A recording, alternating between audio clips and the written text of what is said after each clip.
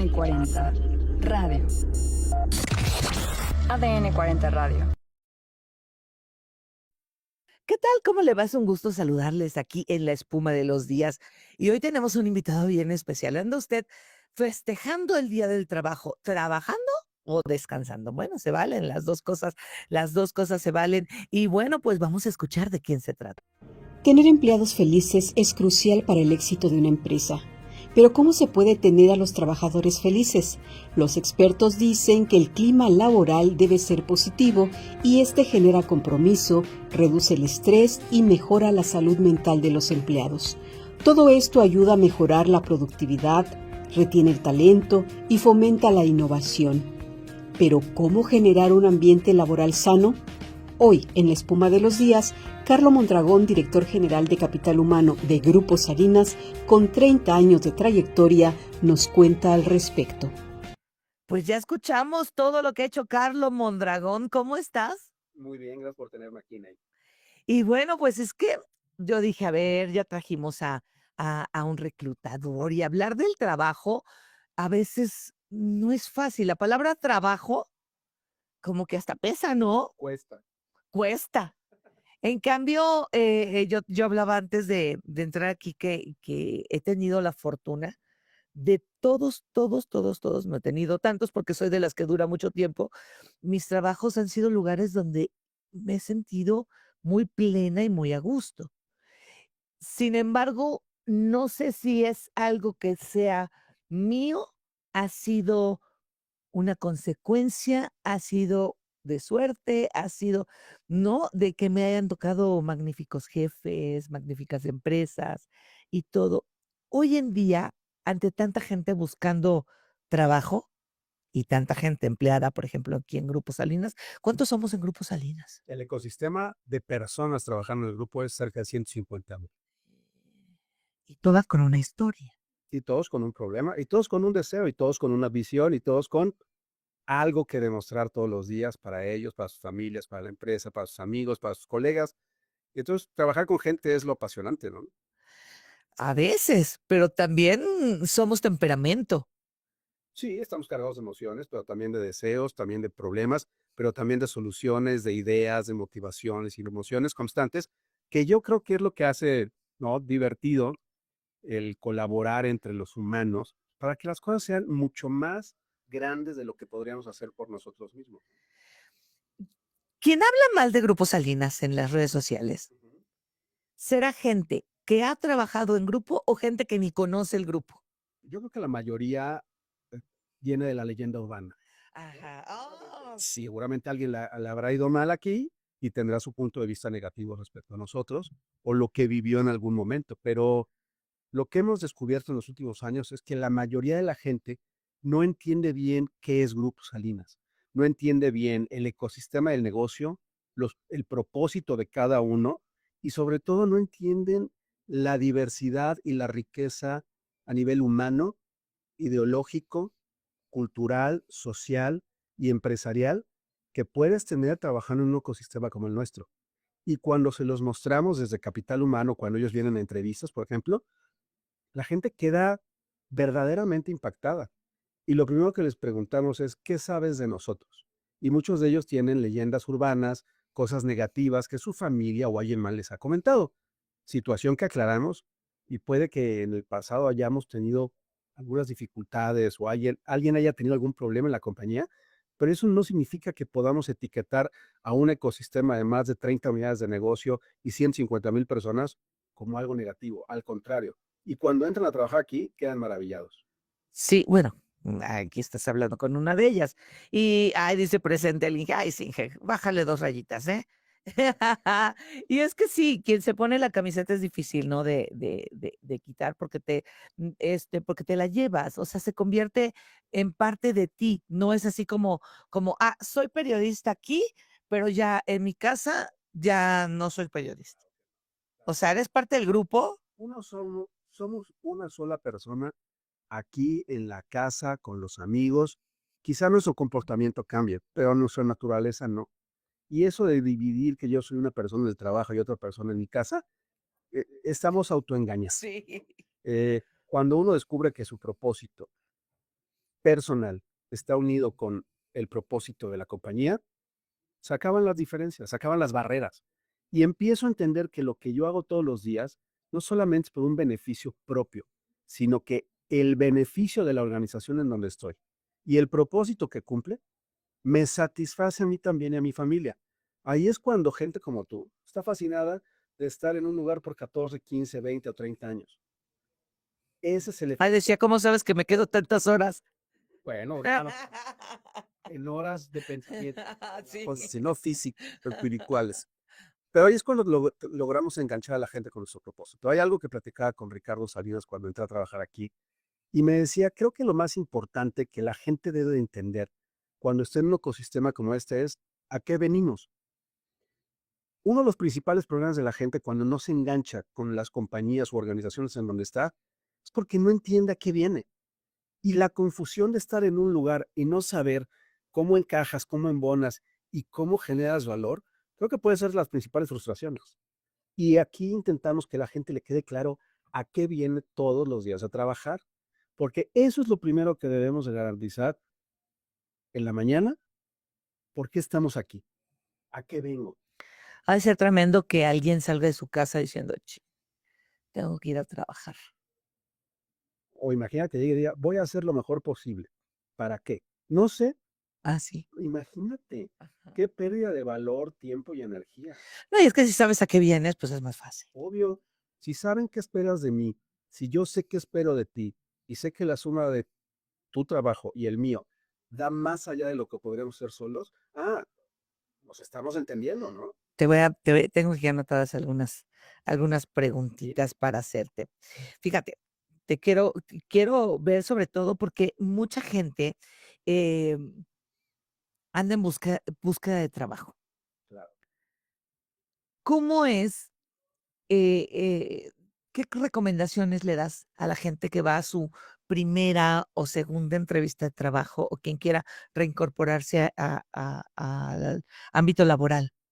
Primero que piensen bien qué quieren hacer y qué quieren lograr. Sí. Porque a partir de definir uno lo que quiere lograr y lo que quiere hacer y para qué uno es bueno, primero vas eliminando posibilidades que no van a ser afines a ti y que mucha gente toma por desesperación Ujú. la primera opción que le da un ingreso. Lo que normalmente pasa con esas decisiones es que son de corto plazo.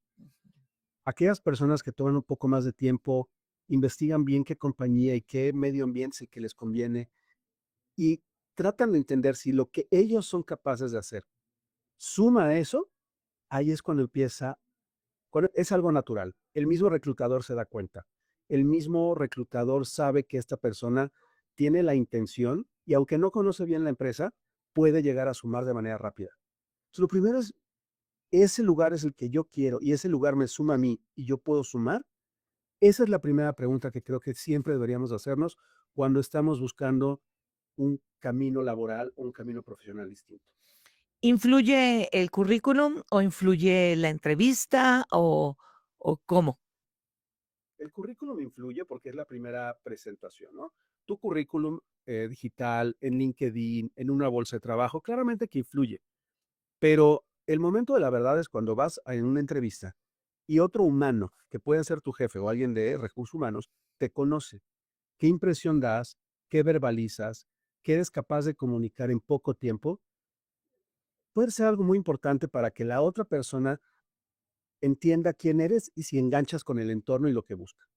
Sí es muy importante cómo nos comunicamos y sí es muy importante qué transmitimos. ¿Cómo fue a ti que te hizo enamorarte de los recursos humanos? Mira, yo estudié relaciones industriales en la Ibero. Mi madre se dedicó toda la vida a recursos humanos y yo creo que de escucharla me nació la curiosidad y cuando entendí a qué refería el trabajar en áreas de recursos humanos o capital humano, entendí que era algo que me podía dar una mezcla entre temas humanos, empresariales, legales, sociales, antropológicos. Y dije, Esto tiene tantas aristas que no tengo la menor duda que me pueda hacer feliz y que me pueda hacer una mejor persona. Y estudié eso y llevo 30 años trabajando en áreas de capital humano Y para mí lo más valioso es cómo puedo yo ayudar a otros seres humanos a que sean capaces de agregar valor para una organización, para un proceso, para un momento, para un evento, y ver que esos seres humanos pueden ser mejores cuando yo los conocí a cuando los dejé. Eso me parece que es súper emocionante. ¿Recuerdas la primera entrevista de trabajo que hiciste y cómo te fue? Sí, terminé la universidad y fui a una entrevista de trabajo porque yo quería trabajar. Estaba medio desesperado y me entrevistaron para ser cajero en Vital, en el Banco Vital. Y después de que me entrevistaron, en ese momento entendí que yo no quería ser cajero de banco, ¿no? Y entendí que debería focalizar mi esfuerzo a buscar algo que yo quería. La entrevista fue chistosa, difícil. Yo tenía 21 años y aprendí ahí que esta primera impresión cuenta mucho, tanto para el que va como para el que entrevista. Entonces, sí es muy importante la función de las personas que reciben a alguien que va a buscar trabajo y le den una buena primera impresión de lo que busca esa compañía. ¿Por qué es tan difícil encontrar colaboradores? Yo creo que es una falta de claridad entre la expectativa de la organización y la capacidad de la gente. Las organizaciones tienen expectativas siempre muy altas. Cuando tú vas a reclutar a alguien en el negocio, te dicen, tráeme al mejor. ¿Qué significa el mejor? Nadie lo sabe. Lo que está en la cabeza de esa persona. Sí. Y cuando llega una persona a pedir trabajo, llega con toda la intención de decir, yo soy el mejor para ti, lo que signifique eso para él o ella. El tratar de entender a la persona y la expectativa de la organización y ver que cumpla en un mayor porcentaje es más arte que ciencia. Puede haber 1000 evaluaciones, puede haber pruebas psicométricas, pruebas técnicas, pero el garantizar que alguien va a llegar a empatar con lo que se espera, con sus capacidades en el tiempo, vuelvo, es más arte que ciencia y cada vez es más difícil, puesto que las organizaciones van teniendo características que no te da ni la universidad ni la sociedad. Y es algo que tienes que ir formando con el tiempo. Sí, sí es cierto. Y fíjate, cómo porque hay cosas que no se le enseñan a las personas y que no vienen de la escuela tampoco. Yo no sé si vengan de familia, esta parte del compromiso. Y hay gente que dice: "Bueno, pues yo ya cumplí, vine mis horas, hago bien mi trabajo y hasta aquí". Y hay gente que está involucrada de que hoy en la tarde, ¿no? Oye, me llamaron y todo. Son 2 personas que hacen bien su trabajo, pero hay una como que se lleva, si tiene algún pendiente o una cosa importante, y hay quien no. Y creo que las 2 partes, pues, tienen su realidad. ¿Cómo es que ya a mí me tocó ese tiempo de donde te rompían la nota si no te salía bien, ¿no? Y ahora entra la parte de los derechos humanos, la unidad de género, todo este tipo de cosas. ¿Cómo se ha transformado de que tú empezaste ahora esta parte de los derechos humanos y de las libertades y de los momentos? De a la complejidad, como en toda la historia de la humanidad. Cada año es más complejo que el anterior, puesto que los mismos humanos vamos metiendo variables completamente distintas, tecnológicas, Sí. procesales, culturales, sociales. Y creo que decías algo muy interesante al principio. Hay cosas que no te enseñan en ningún lado. ¿Alguien te enseñó a manejar tu frustración? ¿Alguien te enseñó a colaborar? ¿Alguien te enseñó la lealtad para esta compañía? Claramente no, o sea, esas son cosas que la gente va adoptando, adquiriendo y aceptando si le gustan. Y el hecho de ir entendiendo el contexto cultural, social que vivimos, adaptarlo a la compañía, entender las generaciones que estamos ahí Sí, mezcladas sí. y todos ellos ponerlos de acuerdo para que a pesar de nuestras diferencias, gustos y preferencias, trabajemos juntos para lograr generar valor personal, grupal y para esta organización y para nuestra comunidad.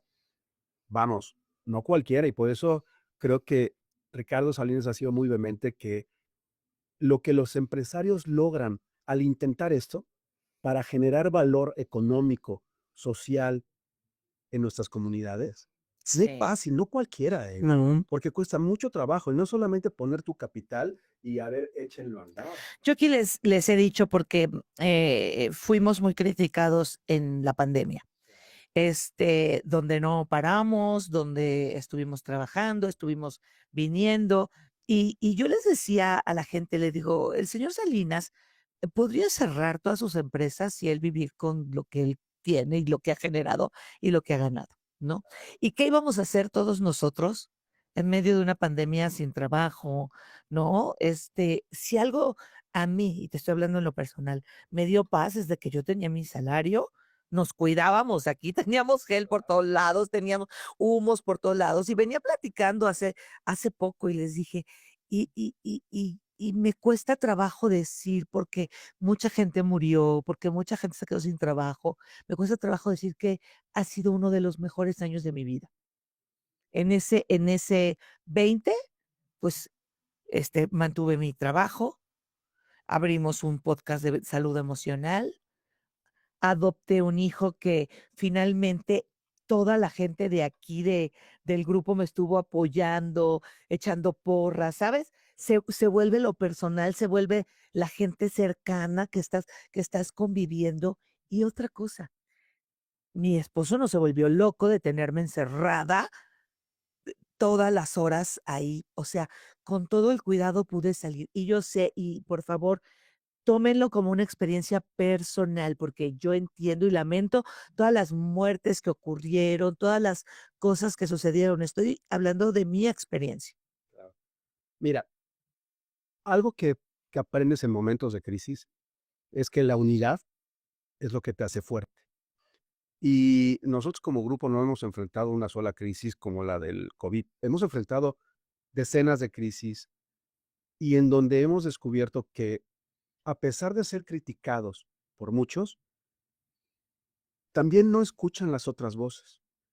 En la pandemia, muchos de nuestros colaboradores están muy contentos porque eran los únicos o que tenían trabajo, que tenían un ingreso asegurado, Que no nos que redujeron. fueron despedidos, que no les redujimos el salario y que a pesar de todo tratamos de mantener la coherencia de cuidado personal, profesional, familiar, en un entorno súper agresivo, en donde lo más fácil era cierra, en donde lo más fácil es no lo hagas, en donde lo más fácil es hagamos lo que los demás hacen.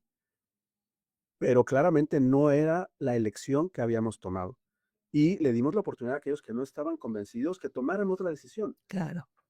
Pero nosotros estábamos seguros. Bueno, y también se fueron a home office gente de riesgo, gente mayor, gente, o sea, 5,000 personas en sí, trabajo remoto o 100% en casa.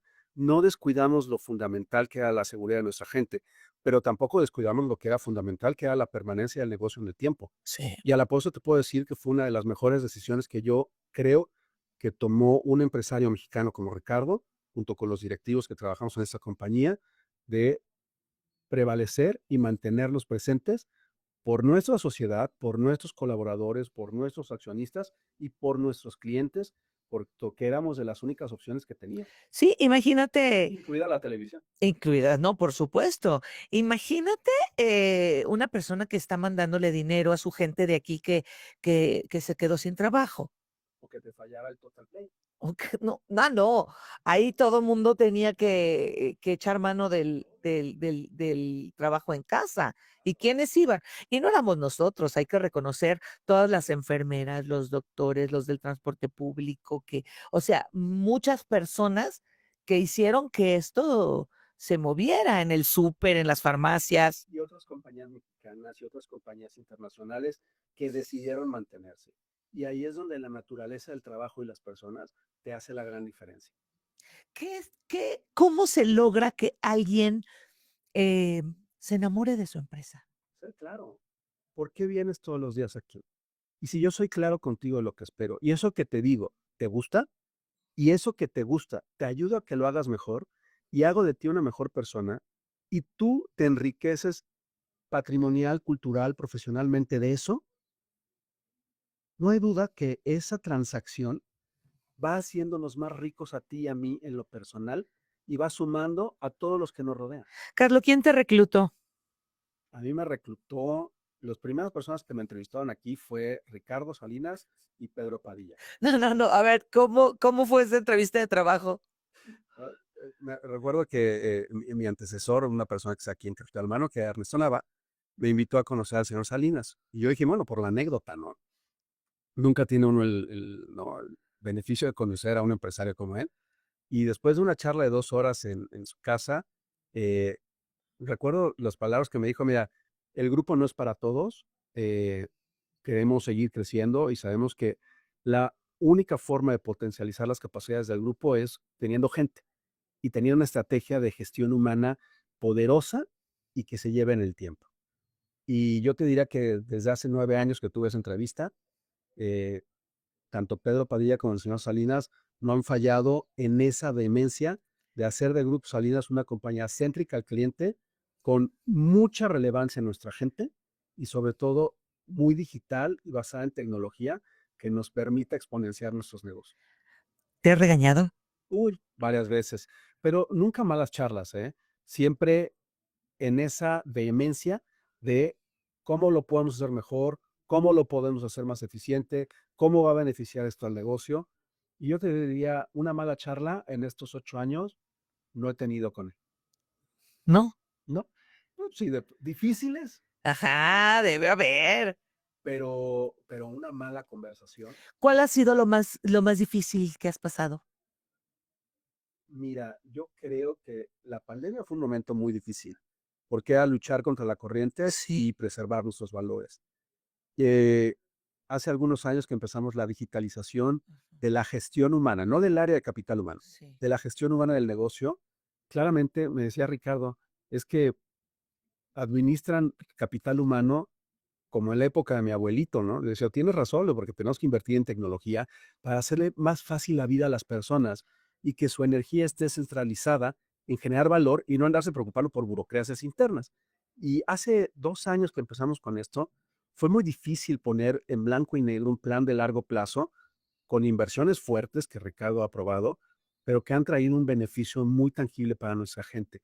El echar a andar eso, convencer que hay que hacer las cosas distintas y muchas veces meterle mano al status quo es muy difícil. ¿Cómo la gente llega a ustedes para decir yo quiero trabajar en el grupo? O sea, porque en mi caso yo no vine a buscar trabajo. A mí me dijeron, oye, ¿quieres? Y mandé mi currículum, la persona que fue mi jefe no me conocía, no sé, me entrevistó y entré. No, pero ¿cómo le hace la gente? Mira, hay múltiples formas de entrar a trabajar al grupo. Al año nosotros seleccionamos y contratamos cerca de 42,000 personas. Para reclutar 42,000 personas, por lo menos tenemos que ver 3 o 4 candidatos para cubrir cada vacante. Al año, el grupo entrevista, toca a cerca de 300,000 candidatos. Reclutamos de cualquier forma, desde métodos tradicionales en algunas poblaciones de México, en donde tenemos que ir con perifoneo a buscar candidatos. ¿En serio? Claro, por supuesto, sigue habiendo poblaciones en donde las redes sociales todavía no tienen esa penetración. Pero eso buscan como, por ejemplo, ¿para qué? ¿Para el Banco Azteca, para Electra o para? Gente de cobranza del banco, Ajá. gente de instalación para Total para gente de Electra, gente de Itálica, en algunas poblaciones para las fábricas de motos. Estamos presentes en todo el país. Estamos presentes en todo el país, en Guatemala, Honduras y también tenemos operación en Estados Unidos. Entonces, el reclutar en cada uno de estos ecosistemas, bueno, pues es una aventura, ¿no? Pero cada vez más la población y cada vez más la gente está más digitalizada y esto hace que una gran parte venga por eh, reclutamiento digital en distintas fuentes, pero sobre todo utilizando una plataforma propia que se llama Reclutalia. Ahí tenemos el 100% de las vacantes del grupo publicadas. Tenemos hoy más de 3,500 vacantes publicadas, en donde recibimos más de 3,500 currículums a la semana. ¿Cuántos? 3,500. No, pues sí, es que sí hay una necesidad laboral, ¿no? De generar pues empleos, riqueza y todo esto. Fíjate que te quiero hacer otras preguntas. Si los recursos humanos fueran una película, ¿cuál sería y qué papel interpretarías? Si los recursos humanos fueran una película, ¿cuál crees que sería y qué papel interpretarías? Yo creo que sería la historia sin fin, Ah, porque finalmente, y hoy que estamos en la era de la inteligencia artificial y la tecnología disruptiva, finalmente hay un humano siempre atrás de un escritorio, de una máquina, de una idea. Y aunque vamos sofisticando, ¿no? De la época de Frederick Taylor en el principio de 1900, en donde tenías trabajos repetitivos y necesitabas formar humanos para que hicieran acciones cotidianas similares para producir, ¿no? O manufacturar productos.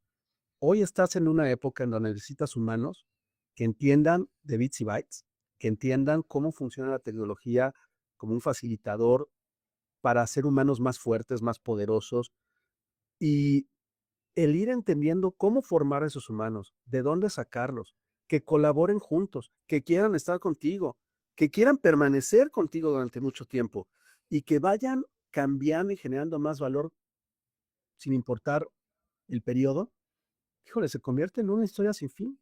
mira, Cada vez más necesitamos más gente con otras capacidades que en 1920, claro. pero seguimos necesitando gente. ¿Qué superpoder te gustaría tener en una junta de recursos humanos?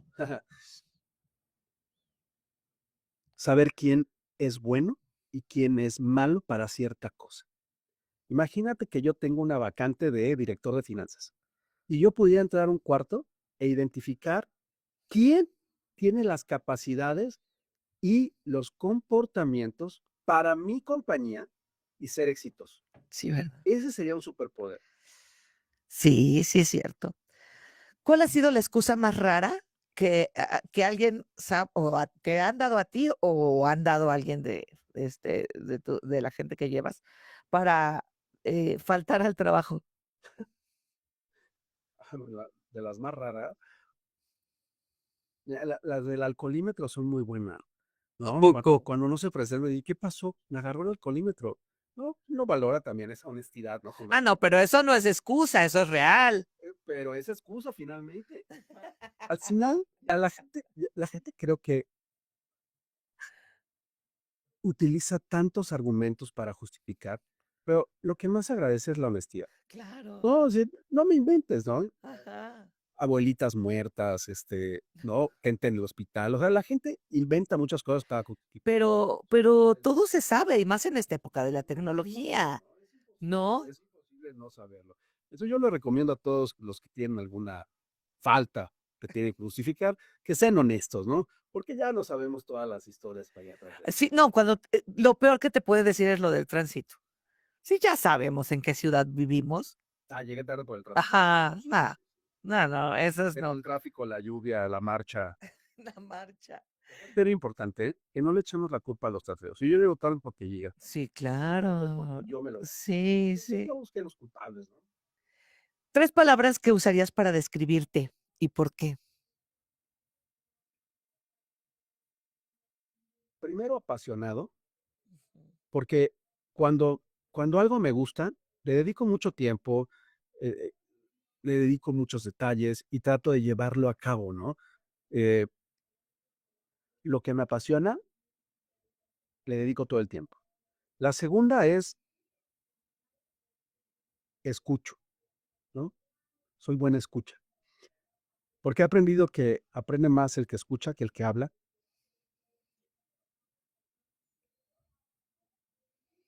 Y me gusta ser claro, claridad. Cuando pierdes la posibilidad de ser claro con la gente que te rodea, pierdes tu capacidad de influir en ellos positivamente. ¿Cómo reconoces un buen colaborador?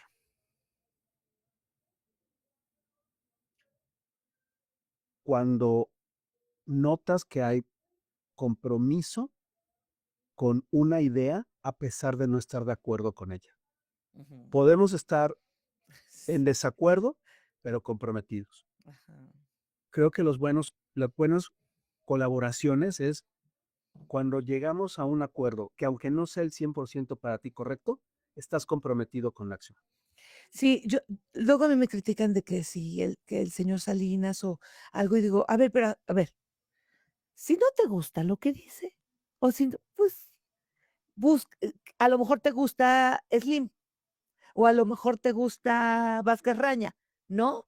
O a lo mejor te gusta, y entonces es ir al lugar donde realmente te sientes bien y comprometido. Digo, no todos podemos estar de acuerdo con todo, ¿no? Sin embargo, decía, no, pues periodismo, está Nexos, está La Jornada, está el Metro, ¿no viste cómo cabecearon ahora con el Papa? Bueno, Dios mío de mi vida. Y bueno, pero yo sí quise saber qué veían ustedes, y más hoy en el Día del Trabajo, para, pues, para estar en una empresa bueno, un grupo como Grupo Salinas y pues aquí una empresa como TV Azteca.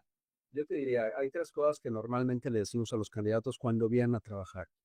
Primera, claramente el trabajo dignifica. Creemos que el trabajo y el esfuerzo profesional es algo que te debe de enriquecer en lo personal. Y en Grupo Salinas lo que ofrecemos es, antes que nada, claridad de propósito. Venimos a esto. Y como tú dices, si no te gusta, puedes decidir no estar aquí. Claro. Pero si decides estar aquí, te ofrecemos libertad de acción.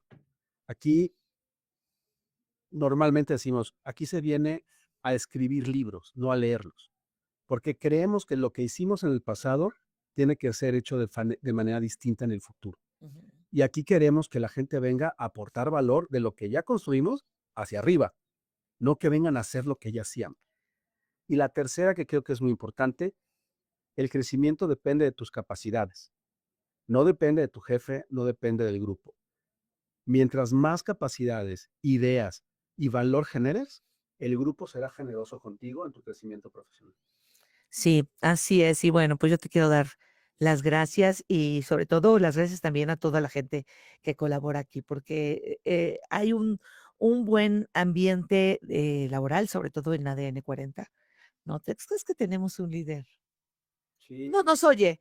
Entonces, yo quiero reportarla a Luciano en mi siguiente. ¿sabes que Luciano y yo traemos yo sé que Luciano, yo no estaba dentro de su equipo cuando él llegó y que estaba buscando a alguien para mi puesto. Lo sé, o sea, lo sé. Y hasta llegué con mi currículum para postularme para mi puesto. Porque, pues, yo me enteré, o sea, no, y llegué a postularme, y, la verdad es que yo estoy inmensamente agradecida con él, porque me ha dado la oportunidad de reinventar. O sea, hay historias mías terroríficas, de verdad, pues, es que había una inercia diferente acá. Y bueno, pues llegó Benjamín y después llega Luciano, llegan muchas cosas y yo no podía seguir siendo la misma. Bueno, me metí a estudiar una maestría en psicoterapia, o sea, en verdad, porque no podía traer esa inercia de trabajo con un argumento de la empresa totalmente diferente al que yo era. Y le dije, dame chance y me voy a reinventar. Qué bien, De felicidades. verdad, o sea, tú puedes escuchar muchas historias de terror como jefa. Mira, ¿qué tal? Sí. Digo, mira, Eh, es la gran oportunidad que está esta compañía de transformar, convertirte en una mejor versión. Exactamente, exactamente. Y yo lo puedo decir claramente. Así que quien venga con, sí, pero Neira, sí, así era. Esto, sí, así lo dije. Al Honestel, sí, fui a dar al Honestel. Y no una vez. Y mira, pues finalmente yo estoy muy agradecida y muy contenta con todos los que Qué bueno. están aquí y dándome cuenta que sí nos podemos reír.